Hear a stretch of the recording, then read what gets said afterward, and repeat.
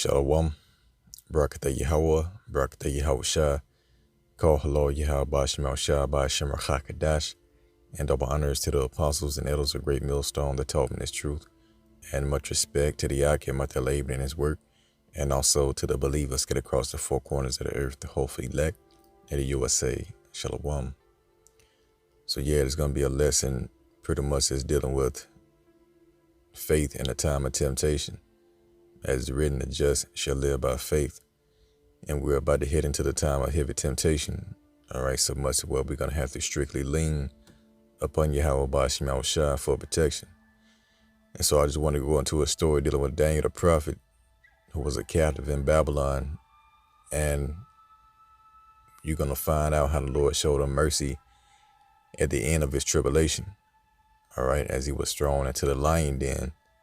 Okay, so I want to start out right here in the book of Ecclesiastes, the 2nd chapter, in verse 1. It says, "My son, if thou come to serve the Lord, prepare thy soul for temptation."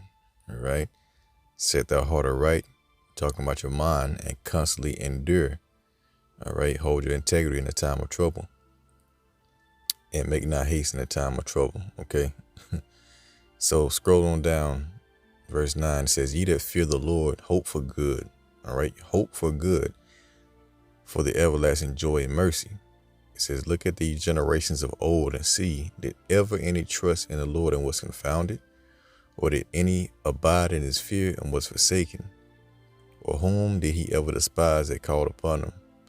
Okay, which leads me to the time of Daniel the prophet and the story of Bel the dragon.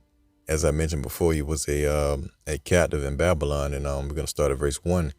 And King Astyages was gathered to his father. So this previous king had died and went to his father's. And it says, "And Cyrus of Persia received his kingdom. And Daniel conversed with the king and was honored above all his friends. Now the Babylonians had an idol called Baal, and there were spent upon him every day 12 great measures of fine flour, and 40 sheep, and 6 vessels of wine." So this was a great feast. All right, that was given to this idol every day. Verse 4, "And the king worshipped it and went daily to adore it. But Daniel worshipped his own power, Yahweh Bashim Shah. And the king said unto him, Why dost now that worship Baal? He answered and said, Because I may not worship idols made with hands, but the living power, who have created the heaven and the earth, and have sovereignty over all flesh. Then said the king unto him, Thinkest thou not that Baal is a living power? Seest thou not how much he eateth and drinketh every day? Then Daniel smiled and said, O king, be not deceived, for this is but clay within and brass without, and did never eat or drink anything. So the king was wroth and called for his priests, and said unto them, If ye tell me not who this is that devoureth these expenses, ye shall die. But if you can certify me that Baal devoureth them, then Daniel shall die, for he has spoken blasphemy against Baal. And Daniel said unto the king, Let it be according to thy word." Okay. Now the priests of Baal were 70. All right. A score is 20. So 3 times 20 is 60, and 10 makes 70. The priests were 70. It goes and say, besides their wives and children. And the king went with Daniel into the temple of Baal. So Baal's priest said, Lo, we go out, but thou, O king, set on the meat, and make ready the wine, and shut the door, and fast it, and seal it with thine own signet. All right.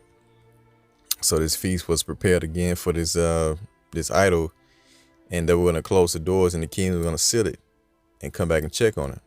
Matter of fact, verse 12, "And tomorrow when thou comest in, if thou findest not that Baal have eaten up all, we will suffer death, or else Daniel is speaking falsely against us." Okay. So it was 2 options. If Baal actually ate the food, then Daniel would be killed. But if he did not eat it, then those priests and those prophets would be killed. All right.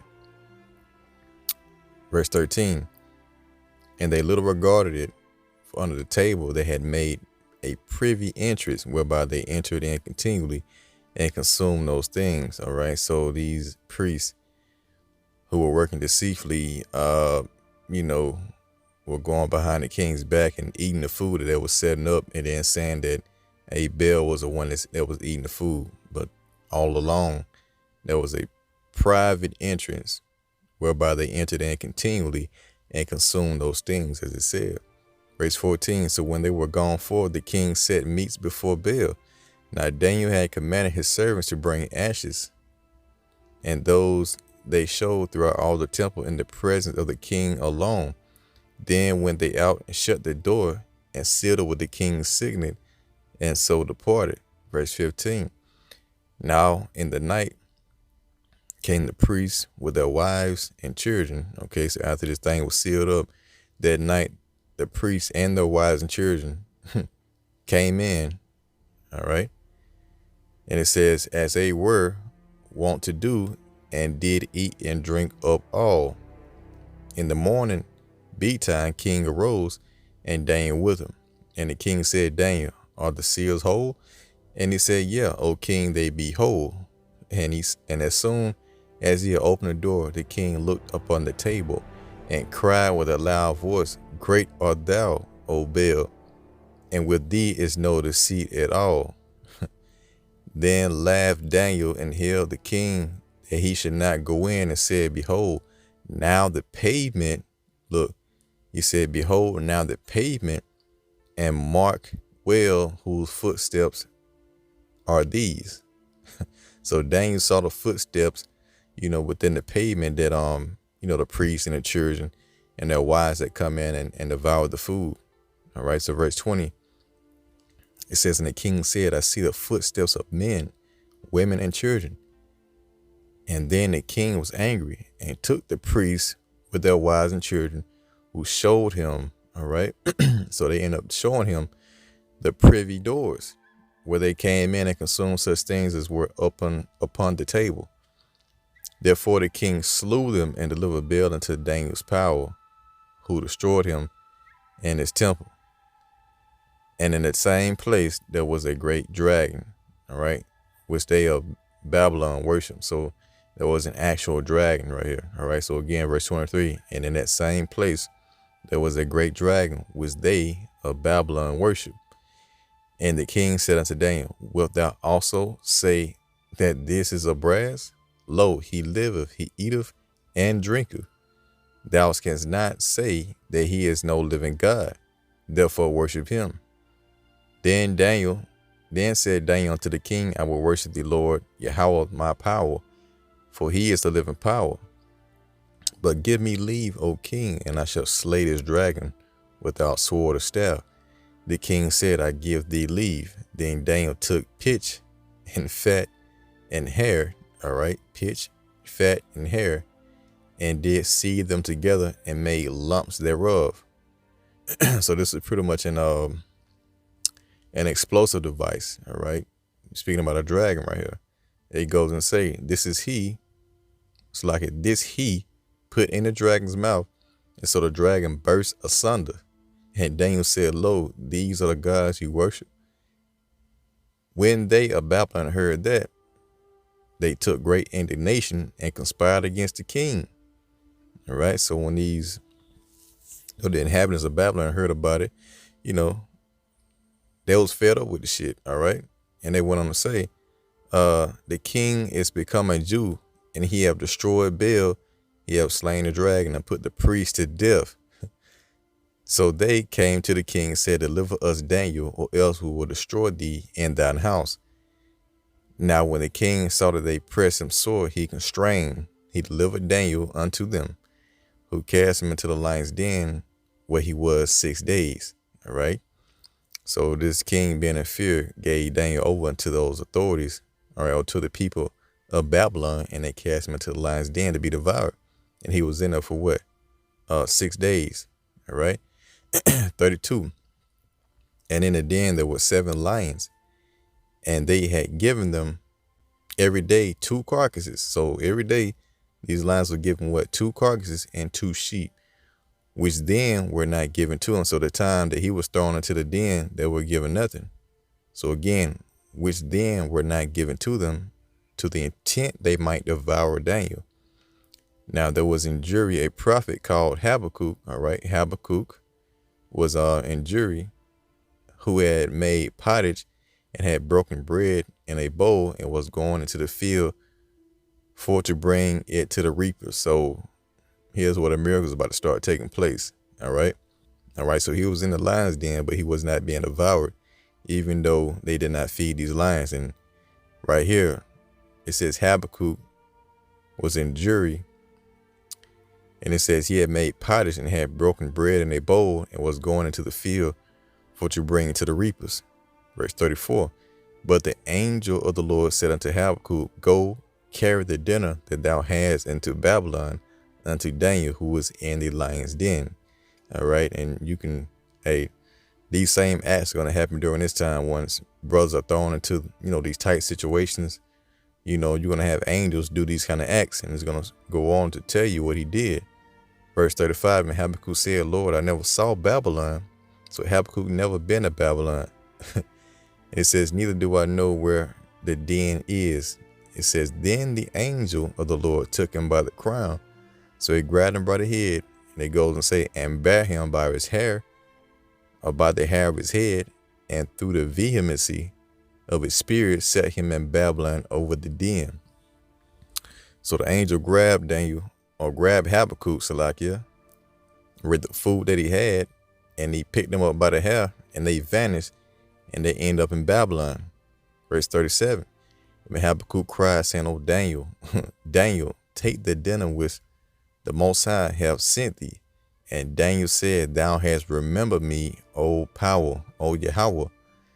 Neither hast thou forsaken them that seek thee and love thee. So Daniel was rewarded during this time because what? He kept his integrity.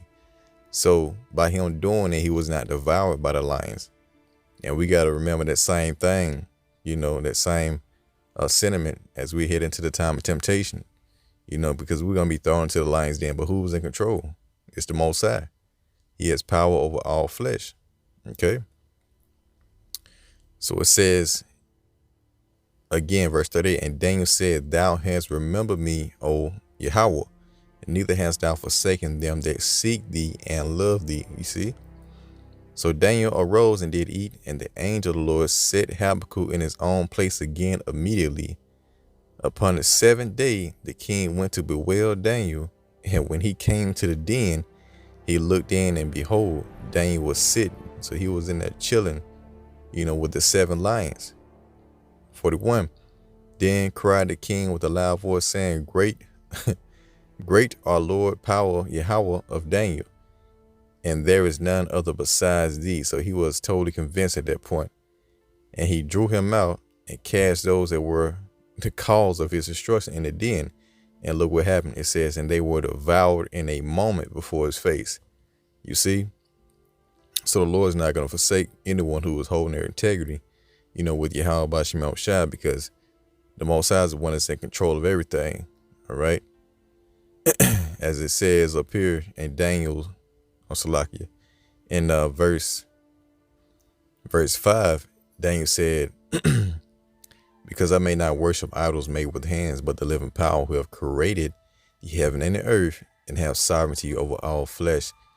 So it's the Most High who was controlling those lions, all right, and the minds of those lions to be at peace with Daniel in the lion's den. And he can do the same thing, with us, if we've been obedient and held our integrity while we're being put into situations, to try us, all right, the hour of temptation. And ultimately, the Lord can work out a favor for you because you held your integrity. And Daniel believed that, so he was rewarded. Okay. So yeah, I just want to go through that real quick. Lord willing, you'll edify until next time. I say, Shalom.